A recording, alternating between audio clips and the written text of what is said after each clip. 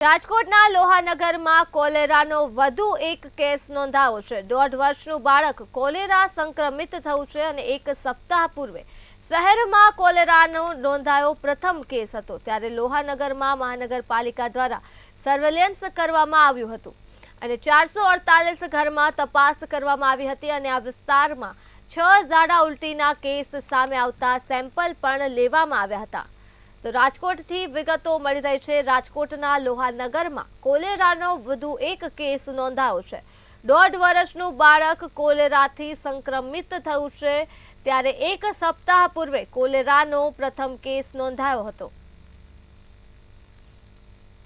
30 તારીખે કોલેરાનો કેસ આવ્યો તો ત્યારબાદ આપણે આરોગ્ય તંત્ર પણ એલર્ટ બનેલું હતું અને સાથે સાથે આપણે કોલેરાના પ્રિવેન્શન માટેની જે કામગીરી છે હાથ ધરી હતી। સાથ કરીને વાત કરીએ તો હાલ જે છે એ દિવસથી આપણી ટીમ છે 5 ટીમ દ્વારા લોહાનગરના તમામ ઘરો છે એનો સર્વેલન્સની અંદર કામ કરવામાં આવે છે। અંદાજિત 1500 ની વસ્તીની આસપાસ જે છે ડેઈલી છે એનું કવરેજ કરવામાં આવે છે।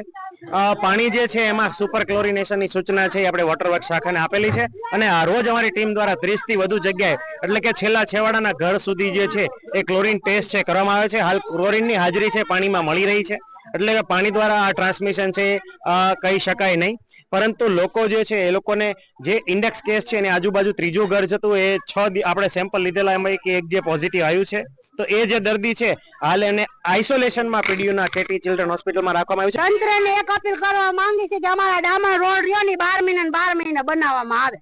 બાકી આ ડામર રોડ ના હિસાબે હે ને ખાડા ભરાય છે, ખાડા ની હિસાબે આ બેક્ટેરિયા થાય છે વધારે પાણીના હિસાબે આમને ભર્યા પાણી એટલે એના હિસાબે થાય છે। બરાબર ગંદકી કરે કે નહીં?